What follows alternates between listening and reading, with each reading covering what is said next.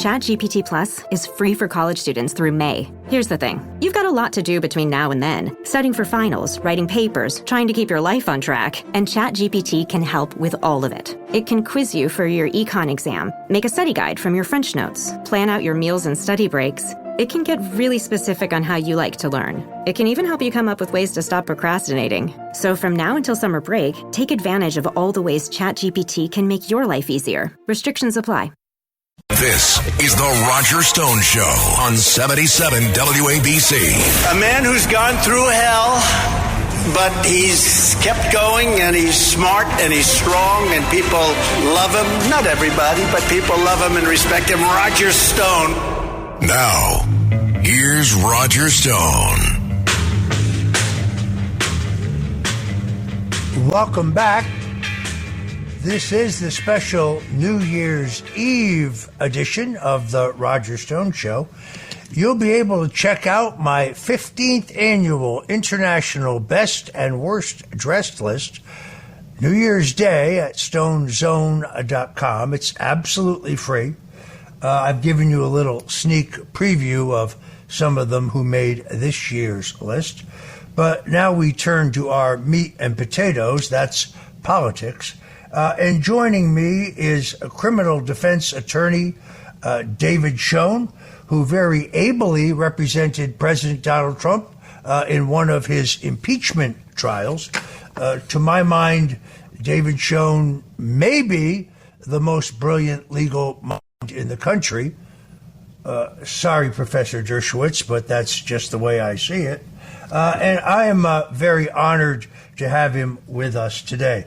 David Schoen, welcome to the Roger Stone Show.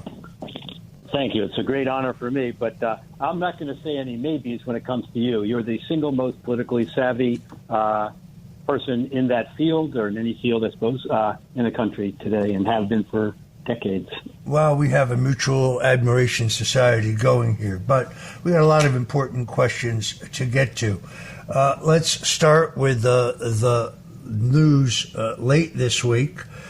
You had several things happen. First of all, the Colorado Supreme Court moved to or ruled that Trump should be removed from the ballot, but then they stayed their ruling pending either the U.S. Supreme Court taking up an appeal by President Trump or reaffirming the Colorado Supreme Court's decision. You had the Michigan State Supreme Court turn down efforts to remove Trump from the ballot.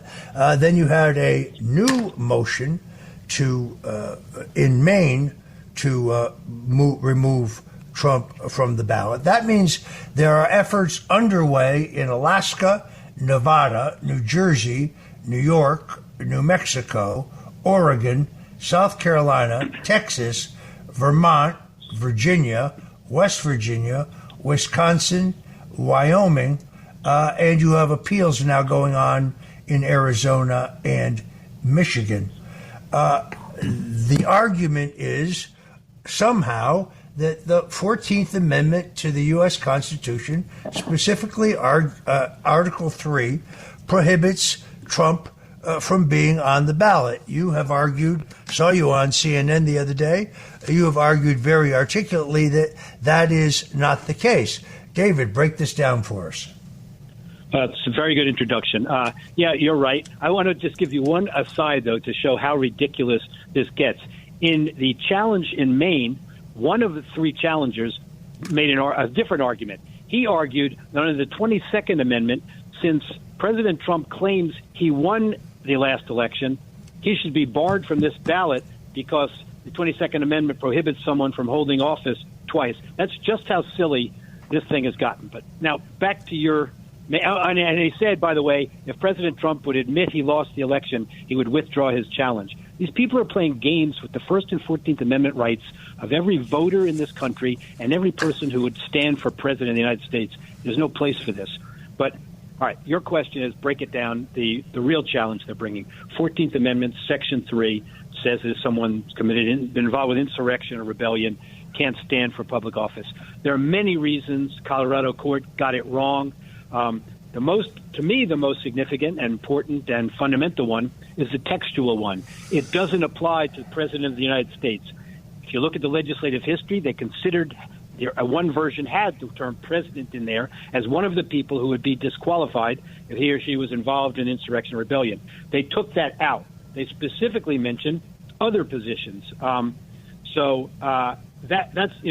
a pretty good indication right there. A second textual reason would be, and this goes back to a case called Griffin's case in 1869.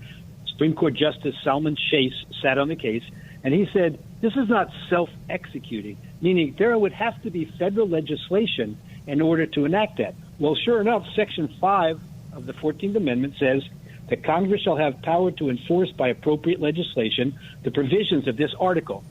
Now, you can make an argument that Congress sort of acted when they instituted the insurrection statute, criminal insurrection, 18 U.S.C. 2383, which also has as a remedy if someone's convicted criminally of insurrection that person can't hold public office. But they never charged President Trump with insurrection. So they're trying to backdoor here. And what we know for sure is this group of people who's been after President Trump since he took office, Norm Eisen and his fellow travelers, Andrew Weissman and others, drafted model prosecution memos for the Justice Department in each of the federal cases against President Trump. One thing they suggested was bringing a criminal charge of insurrection. The prosecutor knew they could not make out a charge of insurrection, knew the First Amendment challenges that would be raised, and so they didn't bring it. So not only hasn't President Trump ever been convicted of insurrection, he's never been charged with it, and intentionally so. So to now have some Secretary of State or some state court find that he committed insurrection, not only should have been charged, but he's guilty of it, and therefore he can't stand for president, and the 75 million people or whoever voted last time for him, and maybe more this time, can't exercise their vote for him, would be absolute outrageous breach of the Constitution and the guarantee between that Constitution and Americans. Yeah, it was interesting to me that the Colorado lower court, where you had a very, very partisan judge, and she basically said the president was guilty of insurrection, despite the fact that he has not been convicted of insurrection in any federal court. But she declined the case based on the fact that Trump was not technically an officer of the United States. And the Supreme Court has previously held in their analysis that an officer of the United States it does not include the president or the vice president. So this argument is flawed two ways. One, the lack of any conviction for insurrection, never mind even being charged with it. But secondarily, this statute was designed to keep Confederates after the Civil War from holding federal office, and it specifically does not include the President of the United States. But it's very clever in that the plaintiffs in most of these cases are Republican or independent voters in these states that they have recruited essentially to be straw men, to be front people for this organization Crew, which they claim has to do with ethics, but which is in fact just a George Soros-funded lawfare operation helmed by Norm Eisen. You can tell us a little bit about Norm Eisen, can't you, David?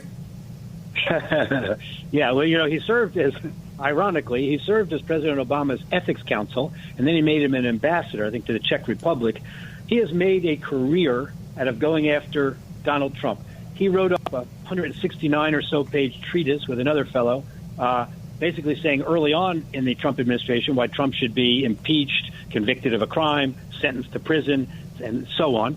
He then had Crew bring a lawsuit against President Trump under the so-called emoluments clause, saying that he had benefited personally through his hotels and so on based on his office. He brought a series of other cases. At the same time, he took a position as investigative counsel for a congressional committee looking into these things, so that any discovery and investigation they conducted certainly would help him in his group's civil cases. and all that. He then has written these prosecution model memos and helped others write them. It's really extraordinary for a person to have such an obsession, like Andrew Weissman, with this. And so now we know that Norm Eisen is behind Crew and many of these challenges around the country, and I think he wears it in his group at least as a badge of honor. I think what it reflects is every way possible to deny the American voters their right to vote. And Jerry Nadler said it best, I believe in 2019, when he said, "We can't trust the voters." About as undemocratic a comment as I could ever imagine a member of Congress making, slap in the face to every American out there. I cherish the right to vote, and I think every other American does. And so Norm Eisen and this group of folks, like a Jerry Nadler, try to find every way possible to not trust the voters and to deny President Trump a position on the ballot so that votes can't be cast for him. And, frankly, I think it's heartening, I think, as an American to see that the polls just soar up for President Trump when these kinds of things happen. Because at the end of the day, however one felt about President Trump, positive, negative, neutral before, fair-minded Americans see these as extrajudicial, extra ballot, so to speak, attacks on the institution of the presidency, specifically on President Trump in this case, and they don't want that. They want to be able to have a straight-up, fair election, cast their vote for whoever that's going to be. So the case in Colorado where the state Supreme Court has essentially decided to remove Trump from the ballot, but then stayed their own decision pending Supreme Court action. If the court takes Trump's appeal and they rule for Trump, would that have the effect of ending all of these efforts in all of these other states I just listed to remove Trump from the ballot? I think so. It's a great question because it depends on how it does it. We have a real time constraint here. Ballots have to be printed, and ballots under the UACAVA, which is the Absentee Ballot Uniform Services Act, those ballots have to go out to overseas folks, military and otherwise, 45 days ahead of the federal election. So we're running up against a time constraint. I could imagine that the Supreme Court could take the Colorado decision and issue a summary order reversing it. And that wouldn't quite have, the kind of precedential effect one might like it to have on all the other states. It would be moronic for any other state to continue to try to keep them off the ballot, because that would have spoken loudly and clearly. But that may be a consequence of what happens here, given the time constraint. That's also why it's a good thing that Colorado stayed its order and that President Trump remains on the ballot, as he does in Maine, because if it were the other way, then I would really worry about the time constraints leading the court to not get involved in it, and he would stay off the ballot. I can't imagine a world in which that would happen, that they're going to make such a monumental decision sort of just by summary order, in that case, the other direction. But here they could, once he's on the ballot, and they believe that to be the right result, they could do it by summary order, not take oral argument and all of that. We're just going to have to see how that plays out. It's an important question also because you've got decisions in the Michigan case that was just decided, similar to the Minnesota case. It's kind of a preliminary decision. What they said was, well, we're not going to get him off of the ballot for the primaries because there is a whole body of jurisprudence that says a political party who earned the right to have primaries and all that, meaning a major political party within that state, has the right to determine who its candidates will be on a primary ballot, even if that includes an ineligible candidate. And so they said this can be raised again in the general election. Someone could move to get him off the ballot then. But I think if the Colorado decision is reversed, that's going to send a message to everybody that you don't use the 14th Amendment, Section 3, to get a president off. It may say that, plus there's been no proof of insurrection. We don't do it by single-judge fiat here. Partisan political decision. And it may be a combination of those things, maybe one or the other. But as long as they send a strong message that the Colorado decision is reversed, that's the key here. One last thing I want to bring to the listeners is, this the Secretary of State in Maine has a unique system. Rather than presenting this to a court, it's presented as a matter of first course to the Secretary of State. Secretary of State is a Democrat in that state, has issued one after another statement convicting, in her mind, President Trump of insurrection, very negative things. She made now a finding under 14th Amendment, Section 3, a legal issue over which scholars for decades have differed. She made a decision that it applies and that it bars him from being on the ballot. I want every listener out there to know she is not a lawyer. She has zero legal training, and she made this kind of decision with this kind of monumental effect. It's really unbelievable to me. Fortunately, in Maine, they have the right to appeal it to the Maine Superior Court, but then it's got to work its way up. It's a complicated process. That's why I wondered whether the Colorado decision might short-circuit all of this. So turning now to the D.C. case brought by Special Counsel Jack Smith, the lower court judge, or I should say the trial court judge, Judge Chutkan, denied a motion by President Trump in which he claimed that under the Constitution he had legal immunity for acts performed while he was president. He then has the option and was moving towards taking that to the Circuit Court of Appeals in D.C., which is, I've been to that court, that's an unfavorable jurisdiction for the president. But then Special Counsel Smith tried to leapfrog the Circuit Court of Appeals and go directly to the U.S. Supreme Court, thus, I think, demonstrating that his timeline here is political, not legal. He's desperate to have a trial as soon as possible. He wants to have it March 4th, the day before the March 5th Tuesday, Super Tuesday primary, in which the single largest catch of delegates for the presidential nomination will be elected, or should say selected. And the court, the Supreme Court, declined to hear that and kicked it back to the Circuit Court of Appeals. David, what's going on here? Yeah, well, it's also a real mess, and you're 100% right. It had to have been only political to try to short-circuit the process and circumvent the Court of Appeals. The Supreme Court was absolutely right to reject it. The special counsel, so-called, tried to claim that this is similar to the Nixon case in which the court allowed them to circumvent it, but that case simply involved a subpoena, a timely issue about a subpoena in the case, and it considered that. This is the fundamental, what we have here is the fundamental question in the case. So they were right to reject that.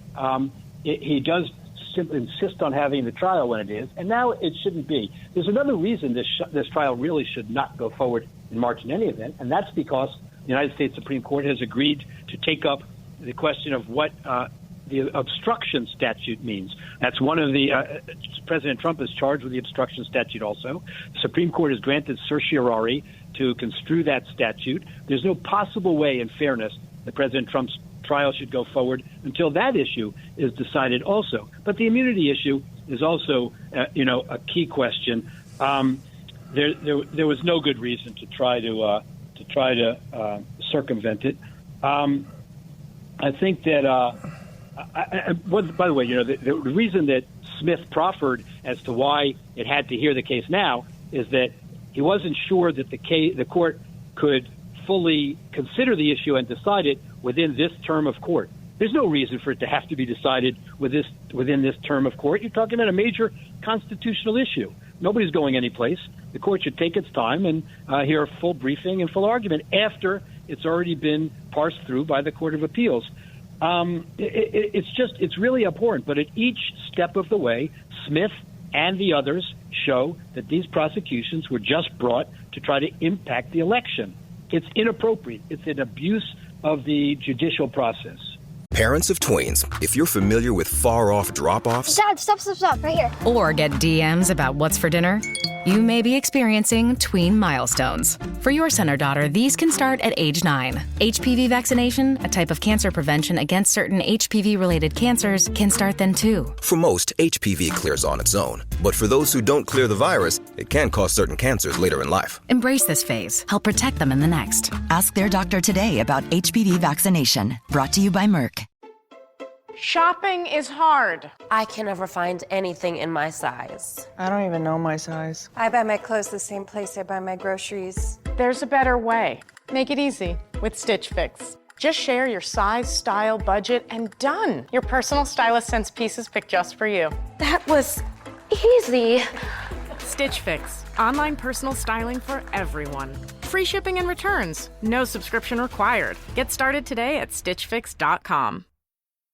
Ladies, you'll end up shopping for your guy's deodorant, right? So try Degree's Original Cool Rush. You see, last year, Degree changed the formula, and men were mad. One guy even started a petition. So Degree admitted they messed up and brought the Original Cool Rush scent back. It's clean, crisp, and actually smells like someone you want to cuddle. And it's in Walmart, Target, and other stores now for under $4. So toss one in your cart and find out why it's the best-selling men's antiperspirant for the last decade. Degree Cool Rush is back, and it smells like victory.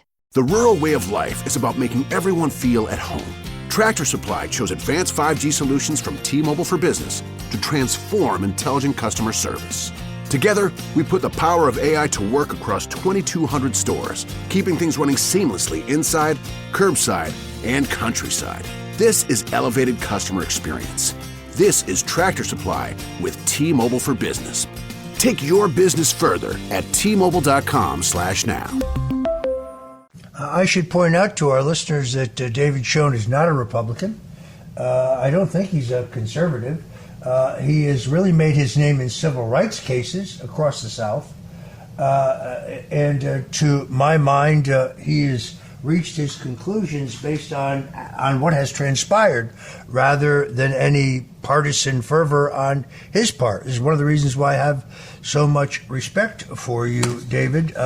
David Schoen is has a Master's of Law degree from Columbia University Law School. He has a Juris Doctor cum laude from the Boston College Law School, and like me, he attended George Washington University for his undergrad. David, the question of obstruction conceivably has an impact on the cases of many of the defendants charged in connection with January 6th, no? That's right. No, it absolutely does. And what does it mean to obstruct a proceeding? What's an official proceeding?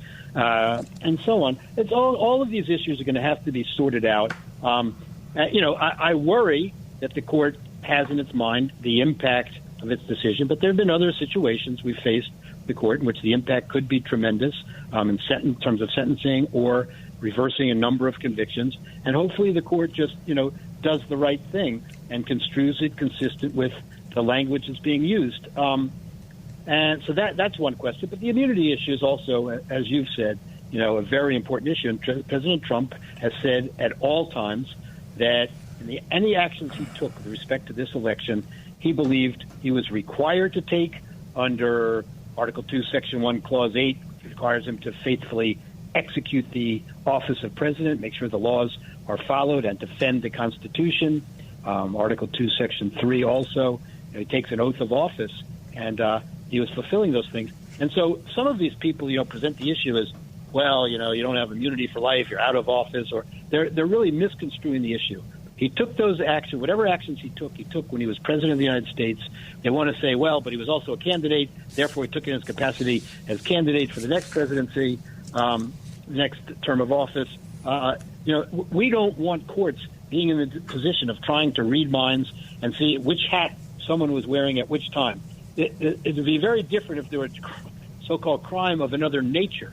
This is directly related to his obligations as president of the United States, one of the most fundamental obligations. People don't like that he didn't, that he thought there was fraud involved in the result, but that's what he was told by people who he consulted with at the time.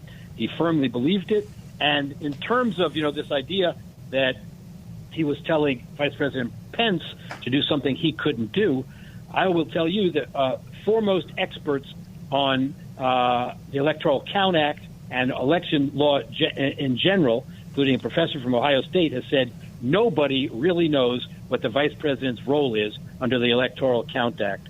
So, these are not. It's a terrible thing to be using the criminal process for this. As much as enemies of President Trump might like to try to make him squirm, or might like to try to use it to keep him off the ballot. But it's terrible that we do this, because you can be sure it's going to be misused against someone else in the future. And by the way, you're right that I don't associate with any political group. I've represented the Democratic Party. I've represented a socialist candidate for president. I've represented the Libertarian Party, independent candidates. But one group I will disassociate myself with forever is what I call the hate squad, that group of bigots who are anti-American members of Congress, starting with Tlaib, Omar, Bowman, and AOC and the rest of the crowd. That I would never have any political allegiance to. That I can assure you. For those who don't know, David Schoen has just returned from Israel. He is a stout advocate for the state of Israel. He's a devout Jew, and he is as outraged as I am at this wave of mindless anti-Semitism that we see manifesting itself, particularly in New York City. The idea that the tree lighting ceremony at Rockefeller Center would be destroyed, one of the greatest Christmas traditions in the New York area, would be destroyed by pro-Palestinian demonstrators. To me, I'm sorry, this just boggles my mind. We're going to talk about this a little later in the show with Democratic political strategist Hank Scheinkoff. If you're just tuning in, folks, this is the Roger Stone Show at 77 WABC, and we're talking to criminal defense lawyer David Schoen. David, former Attorney General Ed Meese and two other legal authorities filed an amicus brief with the court last week in which they challenge the legitimacy and the legality of Jack Smith's appointment as special counsel. Now, if there were to be a court finding in that regard, as I understand it as a non-lawyer, it would negate all of the indictments brought by Mr. Smith. Talk to us about what is the case that Meese and these two college professors are making. Right. Well, it's a very important and very interesting constitutional argument. The two professors, Gary Lawson and Stephen Calabrese, are well-respected conservative scholars, not fans of President Donald Trump. They originally raised this issue in a law review article in the Boston University School of Law. Lawson is at BU, Calabrese is at Northwestern. They raised it in 2019 in an article called Why Robert Mueller's Appointment as Special Counsel Was Unlawful. And their point is that the appointment process for a person to have this kind of authority is a different process under the Constitution, requires the president's involvement.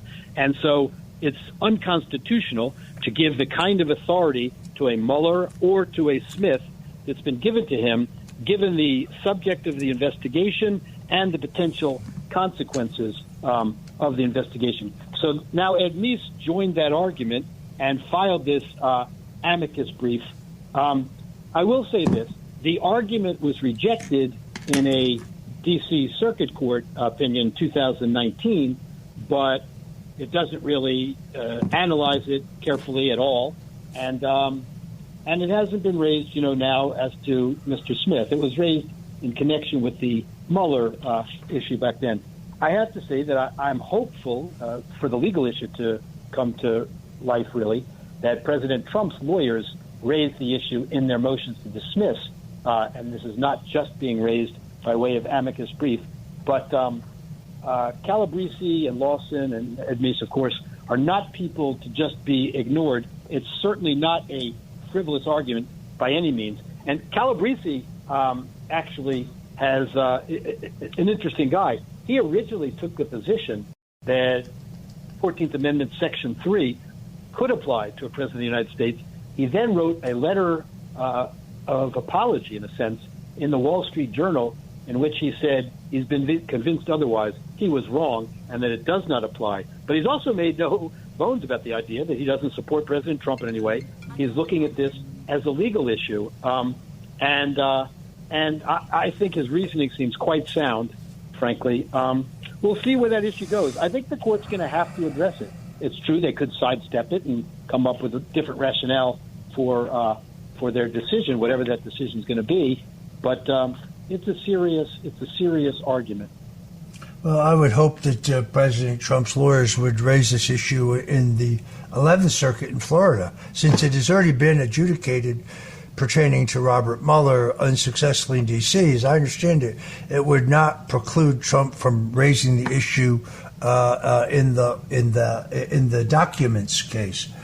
In any event, I'll tell you it's a very important point you raised. I will tell you this without violating any kind of privilege.